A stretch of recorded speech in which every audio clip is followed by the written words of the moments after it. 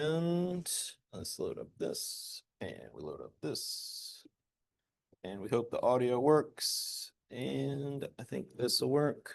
No, I don't want to join. Stay host. Continue. Okie dokie. All right, finally, here we go. Perfect timing. All right, so today, wow, that's out of focus. Wonder if everyone was just being polite before. Okay, so today, go ahead and close the laptops, please. Awesome, thank you. Okay, today we're going to do lesson 10, which is the last lesson of the unit, and you will be making your own digital scene. Okay, just like the under the sea scene, you will be making some sort of graphic design. It's not necessarily going to be a landscape. The majority of them are. Hold on a second.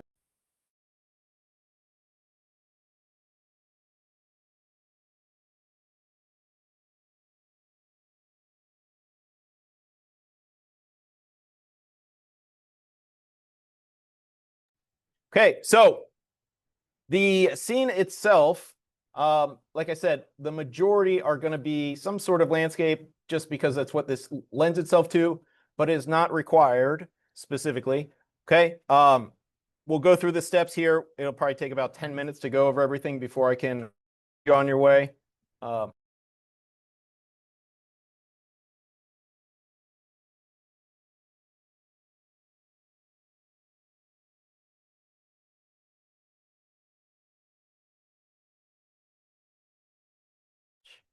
Okay, so of course, we're going to go over all the requirements and the rubric and stuff like that. It's a 2-day project, so it's not a huge thing. It probably could be a 1-day project, so don't feel overwhelmed. But before we go over the requirements and rubric and stuff, I want to show you some examples so when you are listening to the requirements, you have a general idea of what we're talking about. Okay, I don't want you to copy these specifically, but there are components that are going to work well. Okay, here's one. I mean, I don't need to describe it, but you can tell this is going to be a draw all that calls a draw one, which is like the key point of this is just like in the under the sea program, we had draw all fish called draw fish, draw all seagrass called draw seagrass. Okay, you're going to be required to have 3 separate components, each of which with a draw all and a draw one situation. Okay, this one doesn't necessarily meet the requirement as it stands. It was just sort of a technical practice type of thing, but it's something you can do. Okay, there's not 3 components here. The background's pretty cool, but it's not, doesn't meet that sort of requirement. Okay, another one, space one. This one actually has like 10,000, I think, different sun things. What are they called? Sun rays. But I mean, and a bunch of stars and that sort of thing. Okay. This is one that I made, and it has a slight animation thing, but that's really, I don't know why the mountains move. But all of these are sort of the same principle of the fish, except all the directional stuff is coin toss for left and right to do a mirrored version. Here's another one. Another mountains work well, I guess, but I don't know. And another night one. I'm realizing of the examples from the past, I'm picking a lot of mountain ones, but it's not, it can be anything. And I think I had another one. Please tell me I didn't close the cool one. Okay, a completely another idea. This is a sushi table type of thing. It doesn't have to be a landscape. It can be anything, appropriate. But let's take a look at the requirements. Okay, let's look at the rubric first, real quick. Okay, the requirements, most of these things are just going to happen automatically by making it correctly. Okay, your organization needs to be organized the same way of the under the sea scene, where, or at least the way that I demonstrated. I haven't graded your stuff yet. More on grades shortly. Weird second quarter stuff that will probably be worked out by tomorrow. Not sure. Okay, but regardless, for this, setting up the same way. The way I want it formatted is the same way that I was presenting the lesson 9 thing with the, you know, top level function calls, then the top level function definitions and the low level function definitions, neat white space between everything, you know, at least between areas. Okay, comments. I want you to comment your function definitions. Okay, just that gray block, you just say what the function does, that sort of thing. Okay, meaningful and descriptive function and parameter names. You would do that anyway. Okay, the key, this abstraction of having a top and lower level function, draw all calls draw one, that is a requirement. Okay, you need at least one of your original functions needs to use a parameter. It is not that hard, and hopefully this eases your mind a little bit. All of these projects that are end of the unit projects are going to be easier than the stuff we already did. The difficulty is doing it without, you know, the guide rails. So the requirement is only one of the functions uses a parameter. There's not really any reason not to put them in all of them. It makes it, you know, better. Excuse me. And loops, you're going to be using loops in all of your top level stuff. Okay, you need at least 2 examples of a random number thing. Again, I think it's a lot more interesting the more you use it, you know, especially in parameters, which I guess that's kind of the only way, depending on how you look at it. And the key is you need 3 separate multi-level components. Multi-level meaning the draw all and the draw one. That doesn't count the background, although, you know, backgrounds are super easy to make. Okay, so the first thing you're going to do is a basic planning guide, where you are, of course, going to fill it in, and you're going to, you know, make your copy and get rid of the words copy of and all that stuff as per usual. Okay, and okay, also just to be clear, this is an individual project. There are places in the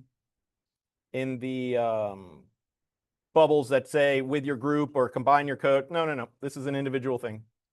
And okay, so review submission guidelines. Okay, your following features, it's the same thing, logical chunks, loops for random values, at least one function that with a parameter, that sort of thing. Okay, as you're thinking about this, or the point of this is to jot down your plan for what your 3 components are. Okay, and you're going to draw a hand-drawn on piece of paper with a pen or pencil. There are blue papers around, and what it's going to look like is this. You are going to draw a picture of your plan, take a picture, or excuse me, you're going to draw a picture, photograph it, and insert it into the document, okay, with name, date, and period on the document, okay, on the drawing.